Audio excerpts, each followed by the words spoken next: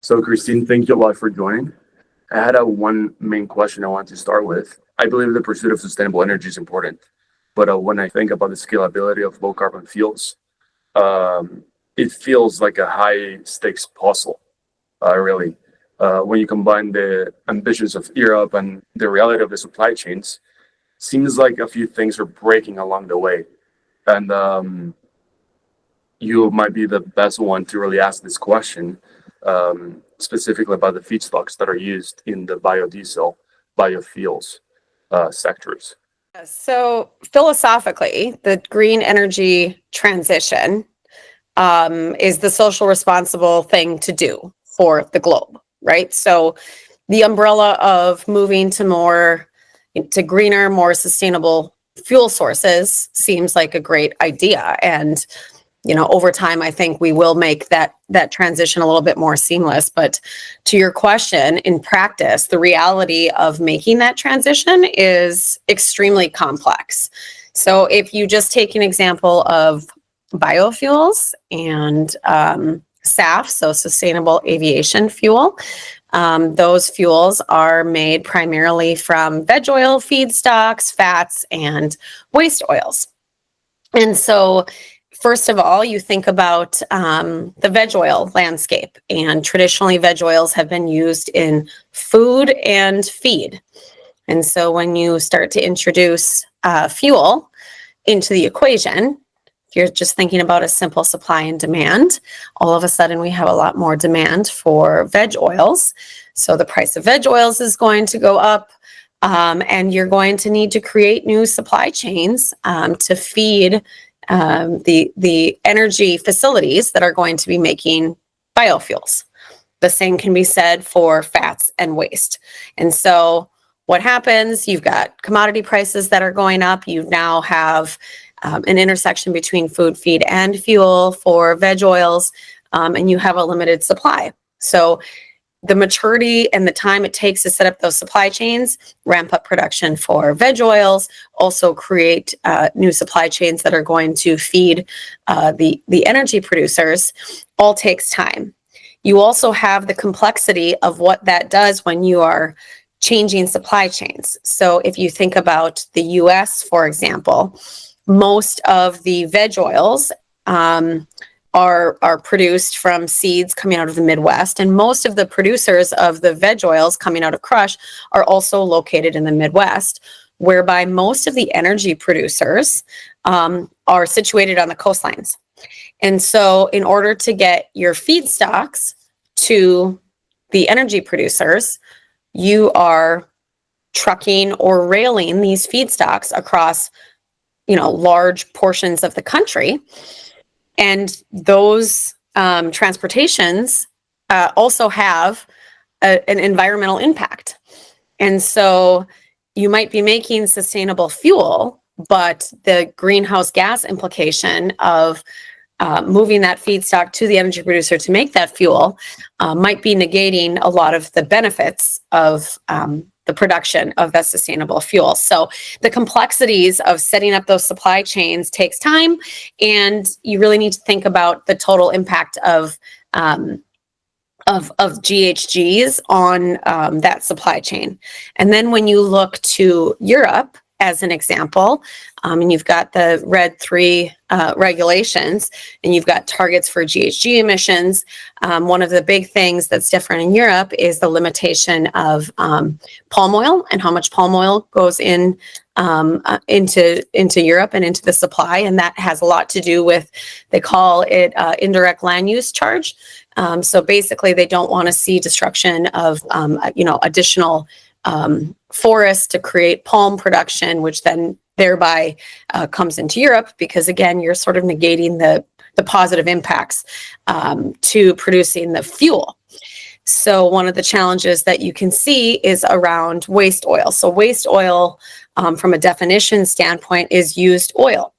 So a lot of what you can see now is used oil coming into Europe and the US and elsewhere to meet the demand for renewable fuels or these biofuel feedstocks.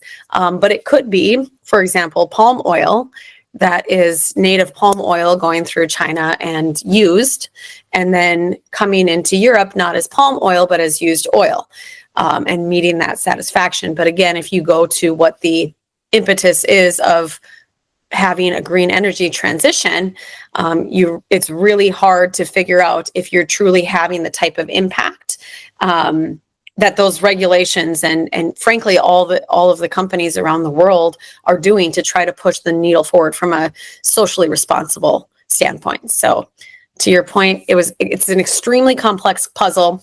I think it makes sense philosophically, but those transitions take time. And I think the last thing maybe to say on it is, as I mentioned, a lot of companies, airlines and food producers and really across the board are all, making commitments to, reducing their greenhouse gas emissions that they have at their own facilities, but then also, utilizing more sustainable fuel. And often those commitments, the timelines and the volumes don't necessarily meet up with the physical capabilities of the market today.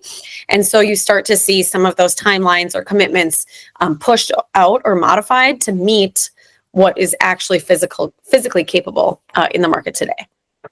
Do you think there's significant harm in the development of this new supply chains? I don't think harm necessarily. I think it's more just... Or unintended harm? Yeah, I mean, I think there's the unintended consequences of anything, and green energy transition is just one, right? It's very hard to calculate what the total positive impact is when you think about some of the offsets in accomplishing that goal. So I wouldn't go so far as to say harm. I just think for those that are in the physical supply chains and understand those complexities, it's more of a gray area on, are we really achieving the reductions that we and how can we maybe do it differently? And a lot of these transitions really do beg for new solutions, right? So is biofuels and SAF going to be the end all of the green energy transition? No, it's probably not going to be, but that's where all of these, new technologies and new developments in markets come from. Is we have a need, society wants us to go greener, which is a good thing. And if we can't meet it with this type of technology or this solution, what are other solutions that we're going to develop to meet that need? To this point, actually, I'd love to ask, what are some of the misconceptions that the public doesn't quite grasp about this topic, which you'd love to set straight? Yeah. I just think that it is more complex of a puzzle than we're just going to create sustainable supply chains. There is always an offset when you put such constraints on supply chains, and the impacts of that can be on price. So if we're going to put constraints on an otherwise fairly unconstrained supply chain, there's going to be an impact on price to the consumer. So if you want more green, more sustainable, there is a price for that, because again, we're developing new supply chains or new solutions. I talked about there's going to be an offset if you are now physically moving the supply significantly farther distances, and you're doing that by way of vehicles fueled by traditional petroleum-based sources. You can look at other energies, other sectors that have made the transition with like wind turbines and some of those technologies. And the reality is it takes a lot of energy to actually make a wind turbine. And when those turbines are needing to be retired because of, either they've sort of lived their life or, there's new technology, the disposal of those wind turbines actually has a very, very high tax on the environment. And so I think the message is more just, it's a much more complex reality when making some of these transitions. And so while I think everyone in society can agree that we need to be a little bit more socially responsible in how we, treat our environment and making sure we've got renewable resources for, centuries to come. The reality is making those transitions and finding technologies that actually provide the long-term sustainable solution is a lot more complex. And would you say that it's going to be a combination of different types of energy, or do you think it's really sustainable to say that we're going to move into biofuels and wind and only renewable energy? I think it's going to be different types. Right. I mean, there's a lot of talk around carbon cells and a lot of other, native technologies that, and probably some that haven't even been talked about yet. But from my seat, even when I was in the corporate world, there is a lot of technologies that are being tested and pushed through today and will continue to be. And so I don't think we know exactly what that transition will look like and what new technologies will come about, but there is a significant cost component that needs to be considered when you're trying to move the needle at such a massive scale. Right. And speaking of kind of moving the needle and big transitions, we're kind of seeing a current trend of disruption, both geopolitically and with technology. We'd love to know how that's going to impact commodity trading as a whole, where you see the future heading. Yeah, so from a technology standpoint, so years ago, when there was all of this fear in the industry, when you started to have, algorithms put in place in markets, and there was this fear that all of a sudden traders were going to become obsolete because machines would just trade the markets and do everything. And I think the market realized fairly quickly that there's still going to be a human element of in trading. And now you have AI, and what a powerful tool. And I think, again, there crops up this fear that it's going to replace humans in a lot of capacities, not just in commodity trading, but frankly in all areas of life. And I think what I've seen is if you think about physical trading versus like paper trading, on the physical side, I think it's a lot harder to replace and replicate, the human component, because there is a negotiation involved. There is like the physical understanding of how the market is constrained or what the market can handle. So from a physical trading standpoint, I think, technology and AI is really more of just a complement in efficiency and in how you operate. And some of the more manual aspects of physical trading can be done faster, more efficiently, et cetera. And I think it's less impactful on, your actual execution of trades. On the paper side, you've seen it already, and you're going to continue to see, sort of that execution of trades and, creating algorithms or tools that basically say, okay, if the market is in this range, I want to trade this volume at this price, and if this happens, I'm going to stop out. You can create algos and programs to just do all of that execution for you on the paper side. And I think AI, again, is really just going to help traders speed up and distill information much quicker than they were able to before. So I think the most successful, not only commodity traders, but I would say just in general, people in the workforce, find a way to utilize the new technologies and ways of working and embrace it and figure out how to continue to stay on the top of their games with the new technology.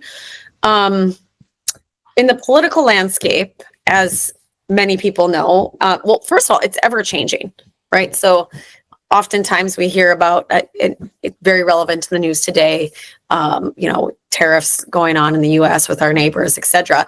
Oh my goodness, what's going to happen? Or, oh, this is this brand new thing. And the reality is governments across the world have used tariffs for a long time to really manage supply and demand of products and or for political gain or leverage, right?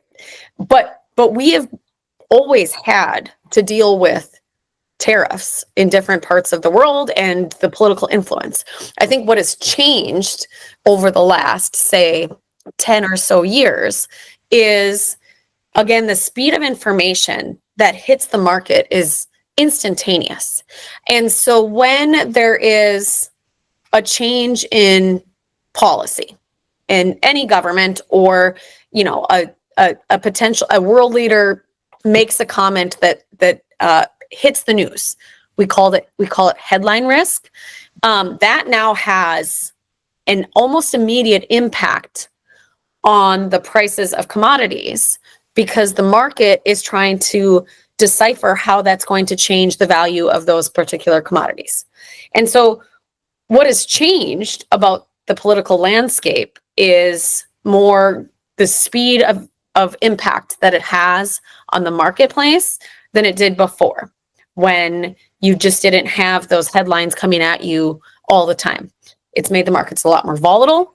And that's where, again, traders that have been in the markets, that understand the realities of what actually can happen and what that should do to prices over time, or maybe they've got a great political analyst that is you know, in DC, or, you know, in UK, and they're telling them, you know, this is really just posturing, it's only going to be 2 weeks or whatever it is, then they can align their positions based on their intel or experience in the markets. So I would say the markets are always evolving, and technology and political influence are going to always be a big part of it. And it's the experience as a trader over time to understand those signals and adapt, and continue to you know, have positions that both match what your expectations are on the physical supply and demand, as well as you know, sentiment in the market and the participants that are engaging with the marketplace. That's really cool. I mean, it sounds like these are the things that make trading so exciting to begin with, really. Like the constant evolution, the constant change, not knowing what's going to happen, but also having your positions in place. I was wondering if you could give us maybe there's an example from your years of trading where you saw a headline risk happening or something like that. So many. Okay. Well, so we really started talking about headline risk like 10 years ago. And we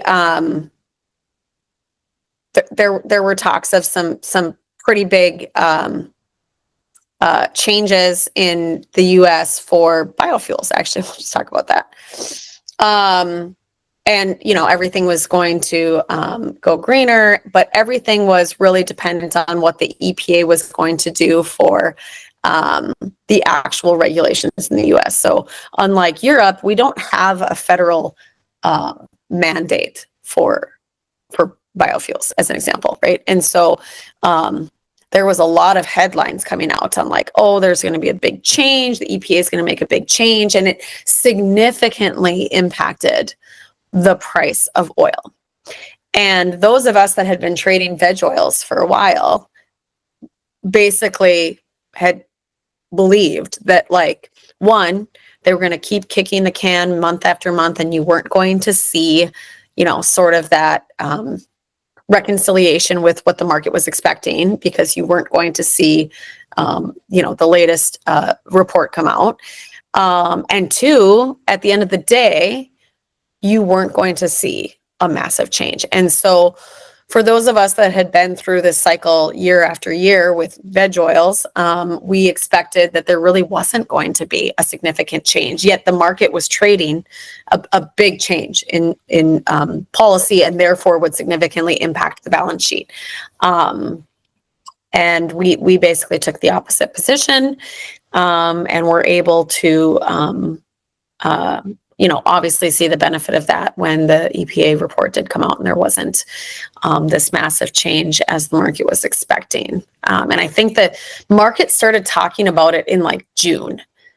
that there was going to be a big change. And we didn't see the report till November. So there was a lot of opportunity to, position and a lot of angst and build up in the market over those 6 months of what was going to happen. So it sounds like in the end, the in-house information that you have and kind of the better in-house information and just experience. I don't think the EPA had ever put out a report on time. So yet the market was thinking all of a sudden this time they were going to. And so a part of it is just the experience that you have when you trade these markets. And when you come into a new position and you don't have that experience, the best way to get it is to talk to other people and that have been in those markets longer. I mean, that's a big part of if you're a new entrant as a trader into a market that you don't know. You can see the history of the price. You can look at charts, historical charts, and you can see what happened. But then asking people that actually were in those markets trading, hey, I saw the market gapped 20% in 1 month 3 years ago. What happened and what do you remember happening leading up to that? And that starts to color in those lines and gives you the experience enough for when things change in the future. So I think that's really important, is learning from others that have been in the markets that you are entering. Yeah, and I have a question. What would you deal with, say, a 25% tariff? And let's say you're importing aluminum, what would you do if you're a trader and you get imposed with that tariff? How do you deal with that? Well, step one, do you believe that tariff is going to be short-term or long-term? Yeah. I mean, that's a big deal, right? Like, is this posturing? Is this actually going to happen? If it's going to be instituted, is it going to actually be for a long time? Mm-hmm. That impacts how you're going to trade and position. So if you believe it's just short term, you absolutely can trade your position based on that. You can absolutely say, you know what, the price of aluminum and steel is going to go up in the US and the rest of the world is going to depress. That's just what will happen. And so you can position that way, but long term, you actually think that these tariffs are going to go away. Then maybe you have a bull spread on where you're going to be super long in the front and you're going to be short in the back because you think over time these tariffs are going to dissipate. If you believe that this is more of a long-term new reality, this is where businesses make decisions long-term about how they're going to adapt to the new reality. So if a tariff on, aluminum is going to, or steel is going to, we think, be the new norm, then maybe you see mines reopen in that region. Maybe you see other materials become solutions for those building materials, right? Because the cost to build a house or a car is going to go up substantially. So if you believe this is going to be more of a long-term thing, then you're going to make strategic decisions to either utilize new materials and find new sources or invest in production locally. Those are the big two changes that usually happens. And the companies that have been in these spaces for a while understand that. And that's how a lot of times they're making investment decisions in production facilities or in strategies based on, what you think the long-term supply and demand will be. And so if you think those tariffs are going to be around for a long time, then maybe that's, a new investment strategy or a new technology for new materials for building. Yeah. Because I can tell you, I'm from northern Minnesota where there's iron ore mining. And I remember when all of the mines closed, or most of the mines closed in northern Minnesota because of a lot of, steel dumping into the US. And so, and this was, 20, 30 years ago now. But there are real implications to physical supply chains over time. when there's tariffs and when there's not. Yeah. And I wanted to ask you a hypothetical question. If you were still a fast trader or an oil trader, and let's say the EU uh, bans palm oil imports to do biofuels in Europe, how do you deal with that if you're in business in the biofuel sector in Europe at the moment?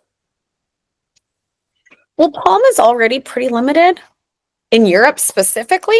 So I don't think it would have as big of an impact as maybe some other countries because you already have pretty strict limits on palm oil going into Europe. So yeah, short term, it's probably going to cost you more, but a lot of the technologies and investments in Europe, I mean, they've done a really good job of figuring out waste supply chains. And again, we talked about, if palm oil is native palm oil or used or put through a tank and then it comes into Europe as waste, is that waste or is that palm oil? Right now it's being treated as waste. That wouldn't change if palm oil was banned completely, unless they change the definition of waste. So yeah, short term, it would obviously have an impact. Prices of palm oil would actually go down. Prices of all the other feedstocks or biofuels in Europe would go up. But long term, of all of the regions in the world, that's probably the least impact because they use the least palm oil with the current restrictions they have on total palm inclusion in Europe. Okay, and then we have another one. We were reading the news recently, and it said that Congo was actually halting its exports of cobalt for, I think it was around 4 months. Yeah. How would a trader handle their positions in light of this? And let's say you're trading the physical part as well. How do you go and balance your customers, right? How do you balance the supply and demand of that side? What do you do? Yeah. Okay, so I have never traded cobalt, but it goes into like batteries and stuff, right? Okay, so I'll get to the physical, but on the paper side of things, the market's probably gonna go limit up or shoot up pretty significantly because all of a sudden you just cut off the main supply of cobalt to the world. But that usually happens because there's an oversupply situation to begin with, and the prices of cobalt, I believe, were getting below the price of production. So how long can you sustain producing cobalt if it's below the cost to produce it? Obviously, Congo decided it does not make sense for us to continue to produce cobalt at these low prices. So we're going to fix that by stopping production for 4 months, which is going to drive the price up, which is exactly what happened. Right. And so again, and I'll get to your physical question, but companies and governments make decisions when they're getting signals from the market that they need to make a change. And that goes for tariffs and production rates at facilities. All of these things are ultimately decisions based on, signals from the market. And so if the price of cobalt is below the price of production, that doesn't stay that way forever. It can't, because you're just going to go, further into debt as producing cobalt. So my understanding, not ever trading cobalt, is this is simply because prices got too low, below the price of production. We're going to drive the price up by stopping producing it. And so therefore, all of a sudden now we create scarcity. There's less supply and the price is going to go up, right? Supply and demand 101. On the physical side, this is where my experience in cobalt is. So I don't exactly know how those physical supply chains and contracts work, because if it was like another commodity, a lot of commodities, with the exception of energy, have more long-term physical contracts. And so a 4-month, ceasing of production, while it might hurt in the very short term, doesn't really do anything to a lot of the physical supply contracts. So they're either going to default on their contracts that they have in place. I don't know. Maybe they're completely a real-time market. But my expectation would be they're probably defaulting on contracts, which may or may not have financial implications. Maybe there's, language in the contract that they are only selling a percentage of what they produce. So if they produce 0, then maybe there is no contractual obligations. I really don't know the physical details of that market in particular, but that actually goes to the very niche areas of expertise of physical traders. So physical traders in different markets understand, the contracts and the quality specs and, what happens in a situation where all of a sudden somebody stops producing. That's where the value of physical commodity traders really comes in, because they understand the niche details of the markets and the contracts and what they can or cannot do. But to just physically not have cobalt, if it is more of a real-time market, or if there isn't, physical supply at the destinations to continue to make batteries or whatever, then ultimately you're going to see a shortage on the consumer side at some point. I can't imagine it's that real time, but that could ultimately happen too.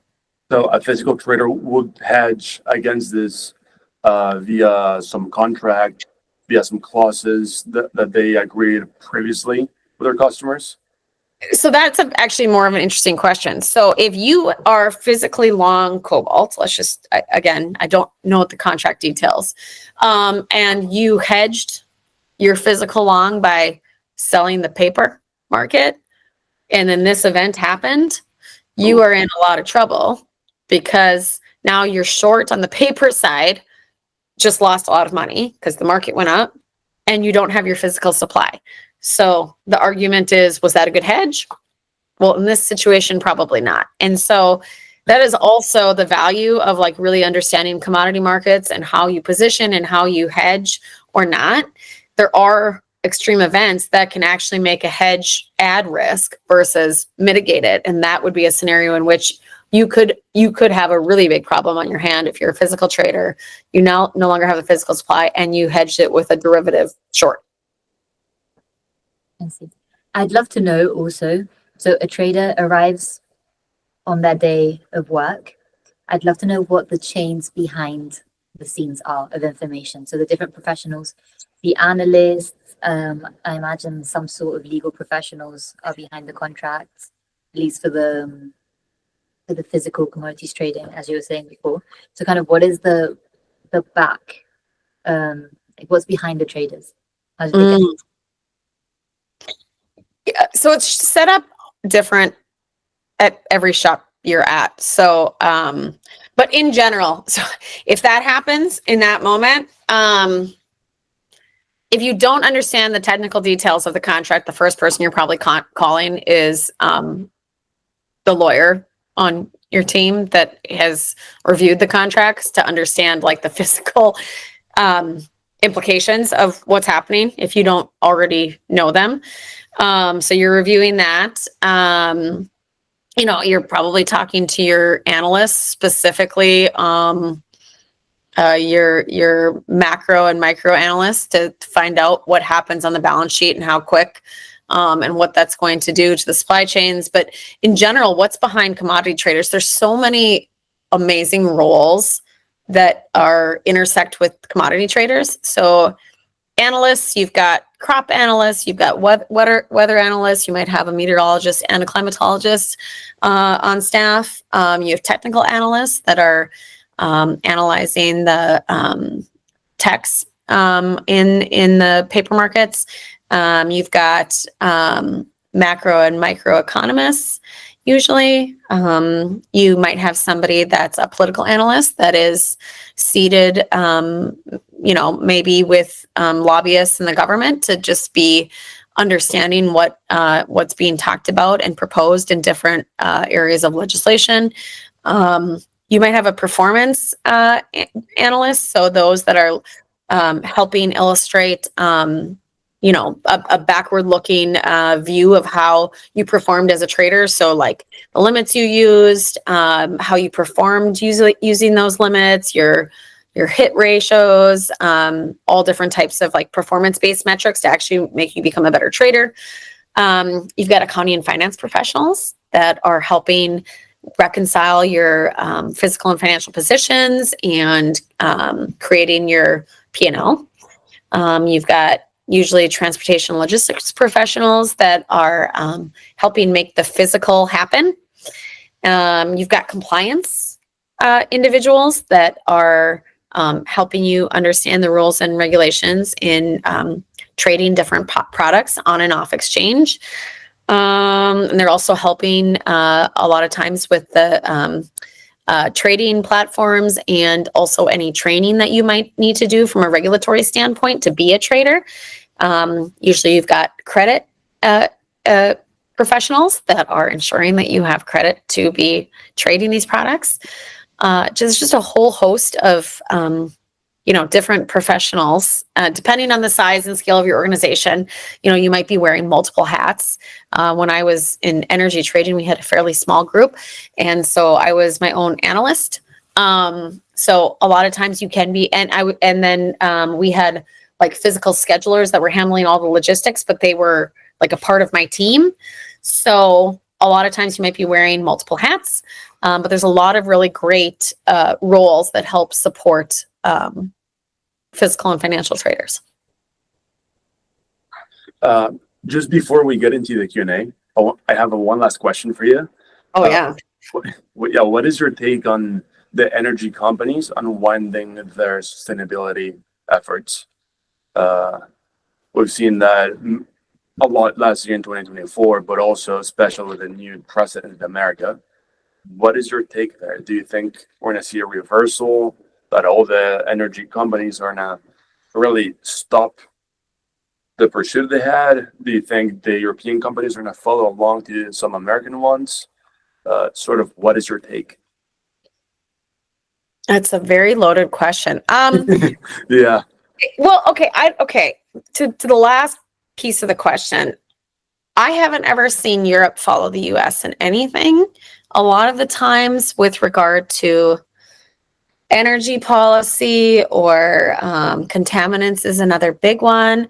Europe is usually leading versus following the US. I don't think that will necessarily change. Do I think energy companies are going to roll back their efforts? No, not unless consumer sentiment changes. At the end of the day, I think as long as consumers are continuing to ask for more green renewable solutions or more sustainable solutions, you're going to continue to see the energy majors work towards that. But again, is biofuel and SAF the end all be all solution? No, it's not. So depending on different, government policies or subsidies or tariffs, could that change, how much of their production goes to those solutions versus investment in different solutions? Yes, I think that definitely can impact, what the energy majors are going to do long term. But I think in general, a lot of these companies that have been around for a while, like those that are successful, are adapting to, the new realities and what's expected of them in the future. And I think in a lot of ways, the energy majors have showcased how they could adapt fairly quickly to, consumer sentiment around more sustainable fuels, where they could have folded or dug their heels in and said, no, we're only going to produce, petroleum-based energy. Many of them have said, okay, we're going to adapt our portfolio to continue to meet this need, and make sure that we have a seat at the table, with different governments to make them understand, what these changes can mean and what we might need as energy producers to make those transitions happen. So are you going to see some governments walk back on green energy policy? Possibly, or maybe just push out the timeline. I don't think you're going to see a complete reversal, though. I don't think that will happen. Okay. Thanks a lot. We're going to go with the Q&A now. Eric is going to do the Q&A here. He has compiled the questions together. Yeah, amazing. So we've compiled some questions from the Highbridge network and from some people in the audience. But before we start, we have a lot of young talent here at Highbridge that are looking to pursue a career in commodity trading. What advice would you have for us to be able to break into the industry? Work hard. Meet people that are currently in commodity trading, and don't be afraid to ask for their time or connections. It's a pretty small industry when you think about it, and so there is an element of knowing someone to help you get your foot in the door is important. I mean, I've been told I shouldn't say that, but that's sort of the reality. I think it's the reality in actually most jobs. It helps to know somebody, and so I think making those networking connections are super important. And I would say don't be so rigid in what your first job is, because I think a lot of times I talk to people coming out of university and they want to have this day trading job on day one. And the reality is most companies aren't going to hand you the keys to the Cadillac without first having you do a few other jobs to make sure that one, you know, your background on paper and the hour of interview or two that they did is going to translate into like a good trader, but they also need you to understand the industry and the market. And so you might get offered a job as an analyst or, you know, some other supportive role or in transmission or whatever it is. Don't be so rigid in like, nope, that's not a trader job, so I'm not going to do it, because oftentimes the value that you get from learning and understanding different elements of the space is really great for you as you continue to build in your career and down the road, because you can draw from those different experiences, and you can also demonstrate that you understand because you've done some of these roles. Amazing. Thank you. Kind of drawing on that a little bit, what do you wish you knew about the industry before you got started? Oh, that's a good question. I think that what I wish that I would have known, I'll sort of go back to the answer from the last one. Networking is super important. Relationships are super important. And building those relationships day one is going to help you for the rest of your career. At the end of the day, if you're a physical trader, relationships are pretty much everything, because you can't really trade physical if you don't have relationships with the buyer or the seller or the intermediary, oftentimes a broker, that's willing to work with you and get deals done. And oftentimes, because the price is the price, it's not like you've got substantial differences in price. It's all about the relationship and, you know, the trust that you build and their willingness to work with you. But even on the financial side, I feel like if you build really, really good relationships with other traders, either in your company or, you know, across other companies, it helps you become a better trader, because you're spurring different ideas, you're challenging each other, and it just makes you stronger overall. So I would say, I wish I knew the value of networking. And I said it in a different podcast I was on. And it was more for like my long-term career.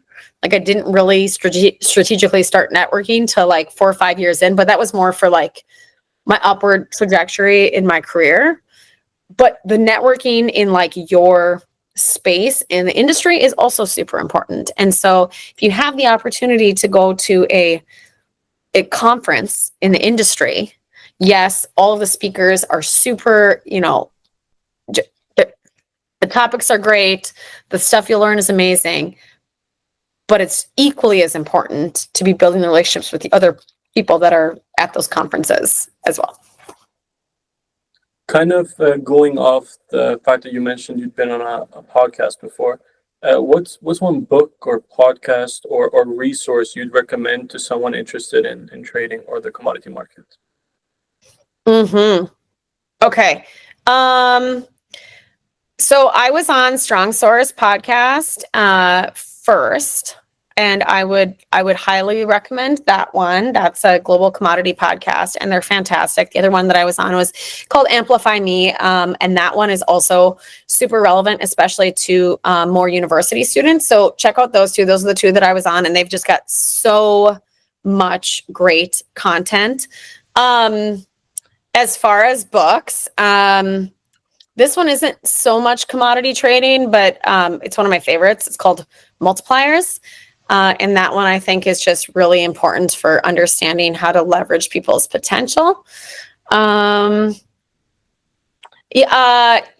you want to learn about what happens in the market when, or just in the industry, when things don't go right, or when there's maybe, in a lot of the industry, there will be things that will happen in the market that don't make sense. And sometimes it's because there's not, great, maybe ethical things or things happening in the market that make sense.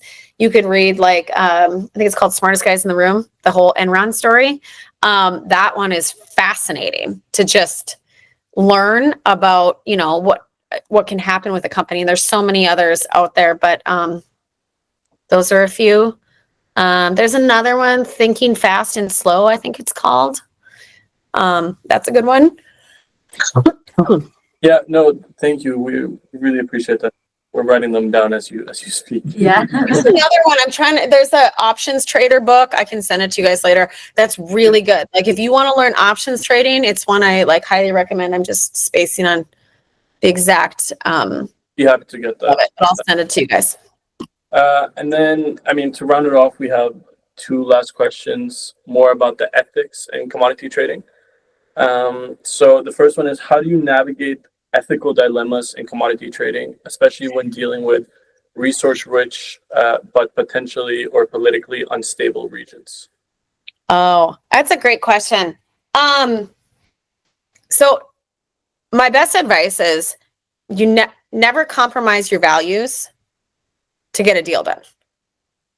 Because at the end of the day, you might get away with some things for a while, but long term it's going to come back to bite you. Plus, I think it goes against what most people value. So I would just say never compromise your values to get a deal done, even if it's really frustrating because you might not be getting the best price by not engaging with maybe an entity that doesn't have the most ethical procedures. I think a lot of what has been done in the industry over time has sought to try to minimize the amount of maybe market participants or volumes that are being traded through, unethical means. But that's going to exist everywhere, unfortunately.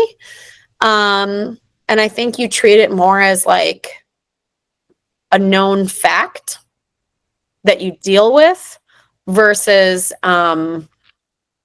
engaging in, getting in the mud and slinging mud with them. That would be my advice. Yeah. And then have you ever faced an ethical dilemma in trading? If so, how did you handle it?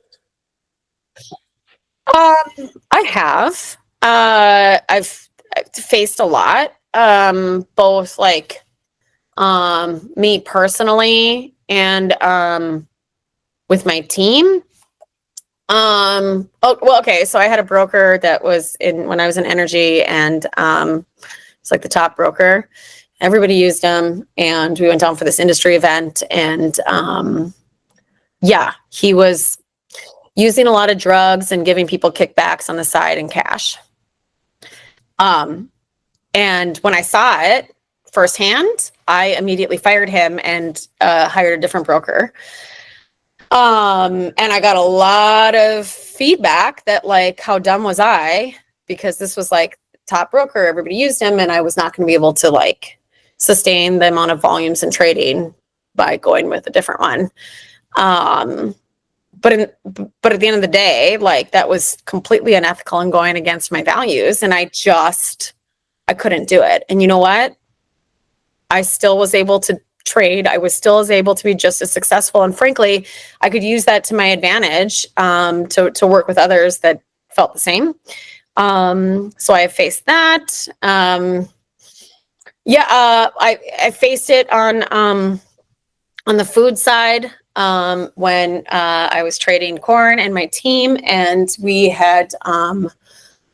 do tests for like different toxins, and tests came back like high, like above the threshold for a toxin, and it was right on the border. And there was like some discussions around like, well, it's so close, and should we just use it anyway?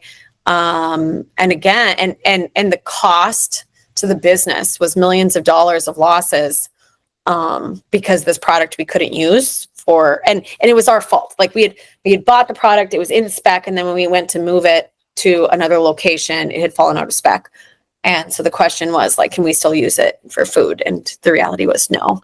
But in those discussions, it was just even uncomfortable. Like, why are we even having a discussion about like whether we not can use it? Because like we're not, because it doesn't fall within spec anymore. And so, yeah, I mean, I those situations come up. And I think you just really need to hold strong on your values. I'm actually wondering, because we still have a little bit of time left. Sure, no worries. As you're describing everything to do with commodities trading, it seems like an extremely stressful position to be in, kind of directing so many individuals, kind of being ultimately in charge of the final decisions. So how do you handle stress back when you're in these positions? I've heard other traders talking about their ability to fall asleep at night, kind of, high pressure environments, high amounts of stress. How did you personally handle these situations? And what would you recommend to younger people kind of entering into the sector? It's definitely a stressful job. So you sort of know that going in, but some people thrive on like that, or like the, sort of foot on the gas pedal all the way down type of thing. And I do. So, but you got to know it going in. I'd love to say that I always manage stress great, but no, I didn't always. Again, on one of the other podcasts, it sort of slipped out that I had said that in like one of the times where I wasn't managing stress well, I ended up in the hospital with spinal meningitis, which was caused by undiagnosed mono, because I had just run myself ragged with like this new job and all the different things going on in the market. So there's definitely, I think, actual physical like implications, right? You hear about, there was a guy in our energy group when we were not having the best P&L at the time, and he was like wrapping a blood pressure cuff around his arm and like checking his blood pressure because he was worried about having a heart attack. Like these are signals that you're not managing your stress well, right? No job is worth that. No job is worth having like physical or mental implication, like negative impacts to your life. I never had a problem sleeping, but my husband jokes that like I fall asleep the second my head hits the pillow, but I am known to trade in my sleep. Like my husband always says that I'm like talking trades in my sleep. So that's totally happening. But my husband's the opposite. He does have trouble sleeping when he's got big positions on. And so I think whatever it is, like whatever is sort of your physical symptom that like, hey, I am not managing stress well. I think the reality is you just need to pay attention to that and like figure out a way to better manage your stress so you don't get to that point.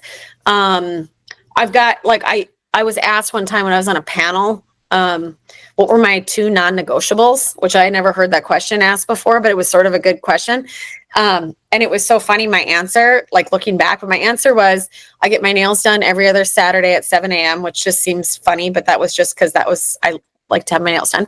And that was the only time that I could carve out for me, because between work and my kids, it just like, that was the only time. And then I always said like, I was traveling a lot. And so when I'm not traveling, I'm gonna drive my kids to school because they have to talk to me because they're like stuck in the car with me. And so I value that time. So those are my 2 non-negotiables.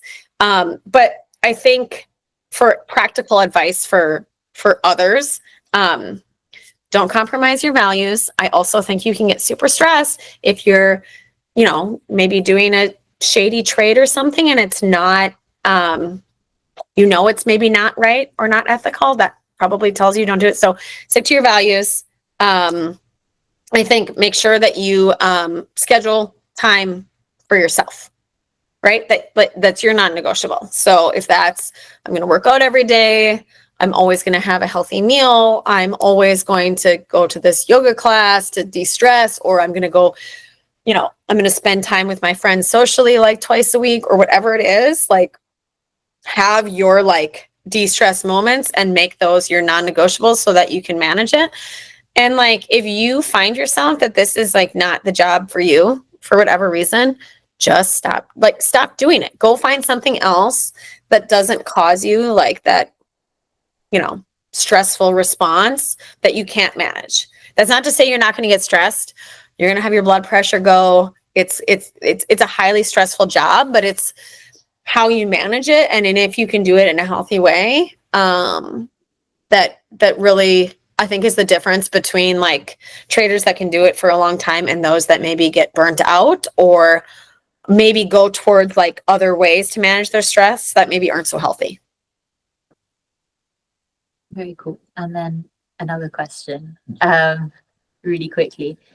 Yeah. This is more general. I think it applies to every sector, but there's a lot of workplace politics that inevitably goes into decision making of who gets promoted, who's the favorite in the department, etc. What advice would you give after having so many years of experience in the workplace?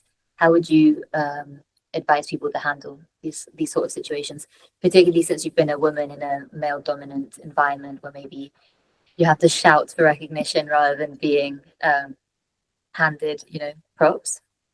What would be your suggestions? Yeah, it's a sort of a loaded question too. I'll touch on the female thing first, just because I think I do think maybe females don't often advocate for themselves or feel the need to like talk about their success. And I think if you're going to be in the commodity trading world, you have to be comfortable doing that.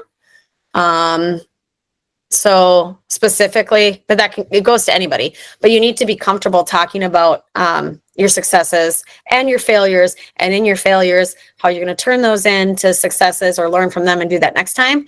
So that is just super important to be able to do. Like, as a commodity trader, you are going to get knocked down from the market. You're going to have losses. You're going to have wins. It's how you respond to those and how you talk about those that's super important.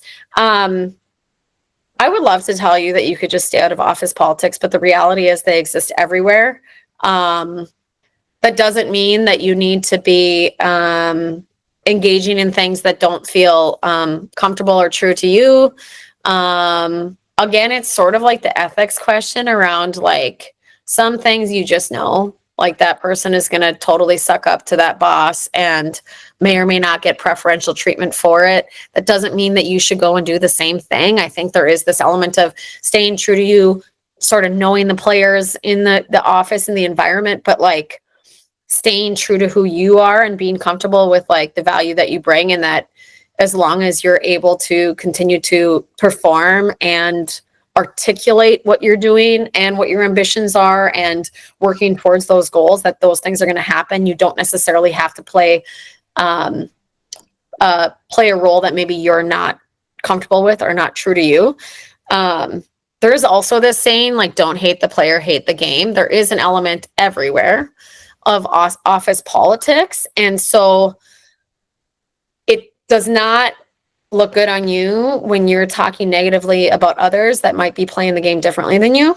So we'll just take the suck up example, right? Like it's not becoming on you to also complain about or the person that's sucking up, right? You sort of gotta, don't hate the other players in the game for how they're playing it. You just gotta do what you need to do and what feels right for you to be that like positive, contributing, ambitious employee. But you can also be savvy to be successful. And savvy doesn't mean unethical, or again, using the suck up example, But there are definitely ways to strategically network, to make sure that your voice is heard, even sometimes when it's not an agreement. Oftentimes that can be valued, especially if you find yourself in an environment where the cost of candor is low. That's usually the time when they want different opinions and people to disagree, and it's not helpful when you sit silent.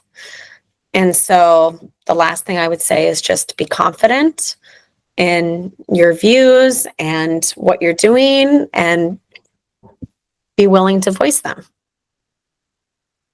Amazing. Thank you.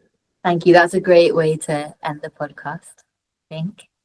I don't know if we have to cut or No. okay. Just for the filming part of it. Okay. That's it. Yeah. Thank you so much. Thank you so much. Really Kristine. It's been- excellent into the industry.